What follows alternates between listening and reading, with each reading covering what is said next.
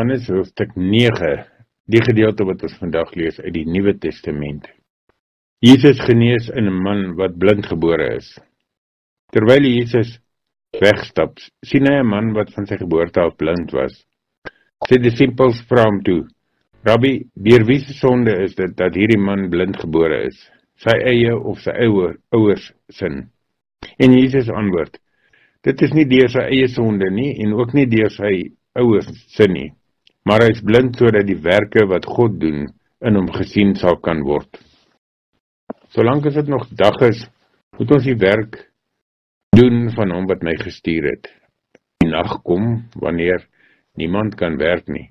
Terwyl ek in die wêreld is ek die lig vir die wêreld. Nadat hy dit gesê het, spoeg hy op die grond en maak met die spoeg 'n bietjie klei aan. Hy smeer hy die klei aan die man se oë en sê vir hom: gaan was jou in die Siloam bad. Siloam beteken die een wat gestuur is. Hy het gegaan en hom gewas, en toe hy terugkom, kon hy sien. Sy bure en die ander mense wat hom voorheen as bedelaar geken het, sê toe: maar is dit dan nie die man wat gesit en bedel het nie? Party van hulle het gesê: dit is hy. Maar party het gesê: nee, hy lyk maar net soos daardie man. Dit is ek, het hy self gesê. Hulle vra toe vir hom: maar hoe het jou oë dan reggekom? En hy antwoord: die man met die naam Jesus het die klei aangemaak en dit in my oë gesmeer en my gesê: gaan na Siloam toe en was jou. Ek het gegaan en my gewas en ek kon sien. Waar is hy nou? Vra hulle hom toe. Ek weet nie, was sy antwoord. Vers 13. Die Fariseërs ondervra die man en sy ouers. Daarna het die mense die man wat eers blind was na die Fariseërs toegebring. Dit was op die Sabbatdag dat Jesus die klei aangemaak en die man sy oë genees het. Die Fariseërs het hom ook weer gevra hoe dit gekom het dat hy kan sien. Hy het hulle geantwoord: hy het klei op my oog gesit en toe het ek my oë gewas en nou sien ek. Party van die Fariseërs sê toe: hierdie man kom nie van God nie, want hy hou nie van die Sabbatdag nie. Maar van die ander het hy gesê: hoe kan iemand wat 'n sondaar is sulke wondertekens doen? En daar was verdeeldheid onder hulle. Hulle sê toe weer vir die man wat blind was: wat sê jy van hom? Hy het mos jou oë genees. Hy is 'n profeet, het hy geantwoord. Die Jode het nie geglo dat die man blind was en nou kon sien nie, totdat hulle sy ouers geroep en vir hulle gevra het: is dit julle seun van wie julle beweer dat hy blind gebore is? Hoe sien hy dan nou? Ons weet dat hy ons seun is en dat hy blind gebore is, het sy ouers geantwoord. Maar hoe hy nou sien, weet ons nie. En wie sy oë genees het, weet ons ook nie. Vra homself, hy is oud genoeg, hy kan vir homself praat. Sy ouers het dit gesê omdat hulle bang was vir die Jode, want die Jode het toe al klaar met mekaar afgespreek dat iemand wat openlik verklaar dat Jesus die Christus is, uit die sinagoge geban sal word.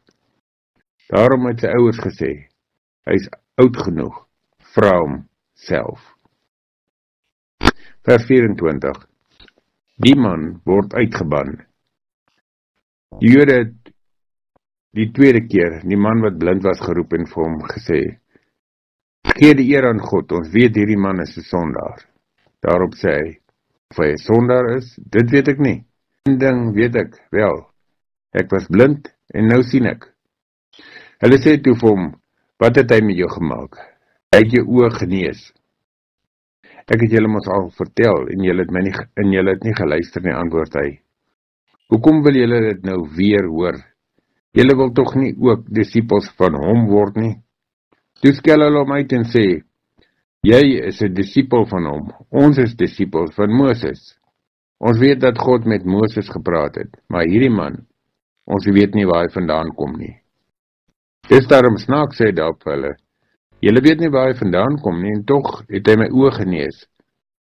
Ons weet dat God nie na sondaars luister nie, maar as iemand vir hom ontzag het en doen wat hy wil hê, luister God na hom. Van ewigheid af is daar nog nooit gehoor dat iemand die oë van een wat blind was blind gebore is, genees het nie. As hierdie man nie van God was nie. so hy niks kon doen nie. Hulle sê toe vir hom, jy is van jou geboorte af die ene sonde en wil jy ons nou staan en leer? En hulle het hom uitgeban. Geestelike blindheid.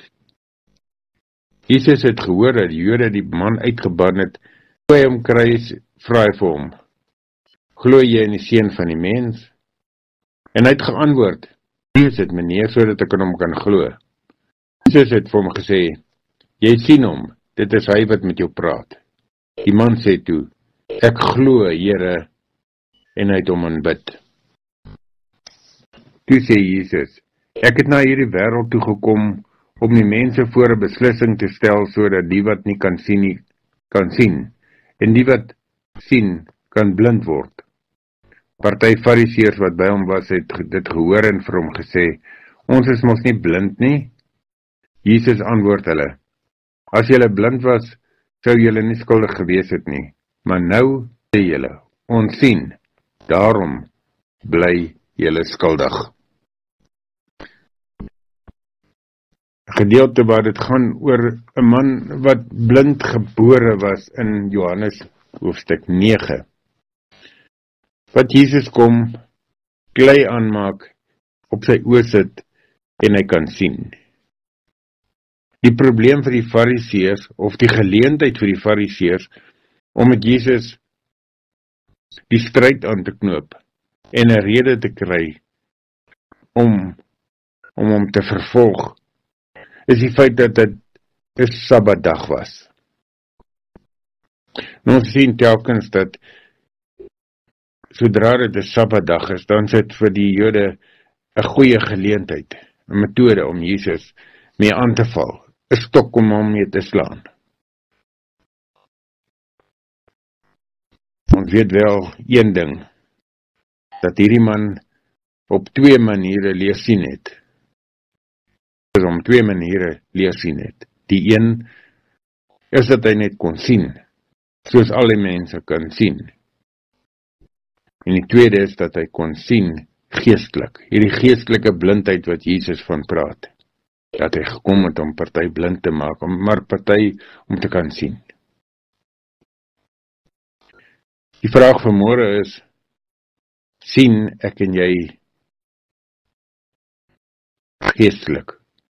Is ons geestelike oë oop om te kan sien wat reg en goed is, wat ons moet doen vandag, wat die Here wil hê ons moet na uitsien vandag. Dit is nie altyd maklik nie, dit is baie keer uitdagend. Maar daar is niks beter as om te doen dit wat hoër en beter is op hierdie dag nie. Moenie laer mik nie, mik hoër na die beginsels, die waardes wat die Here vir jou gee. Ja, dit is Sondag en daarom kan ons miskien 'n bietjie tyd afvat van die gewone dinge waarmee ons besig is. Maak dit vir elkeen van julle die moeite werd, sodat almal rondom julle kan weet en sien dat julle mense van die lig is wat sien, nie net met julle oë nie, maar ook met julle gees. Dit wat Christus, Jesus, in jou lewe doen en wil hê dat jy moet doen in dankbaarheid, in 'n reaksie van dankbaarheid vir wat hy vir jou gedoen het. En as jy nog nie soos hierdie man kan sê, ek glo, Here, en Jesus aanbid nie,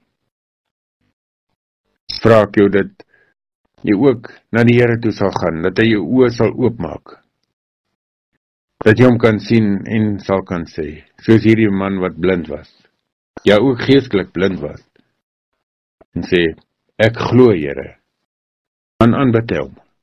'n kragtige vers in vers 38, ek glo, Here, en toe het hom aanbid. Kom ons aanbid die Here eendragtig met oë wat oop is. Dit is nie altyd maklik nie. Dit is uitdaging. Elke dag is 'n uitdaging, maar dit moet so wees. Ons moet streef na iets beter, hoër. En as dit nie 'n uitdaging is nie, beteken dit daar is geen nuwe dimensie wat ons na mik, wat ons na kyk, wat ons na beweeg. Ons weet dit is nie elke dag maklik nie, en daarom bid ek dat die genade van die Here Jesus Christus met julle sal wees, en ek seën julle. Mag die genade van die Here Jesus Christus met elkeen wees. Die liefde van God en die gemeenskap van die Heilige Gees tot in ewigheid. Amen.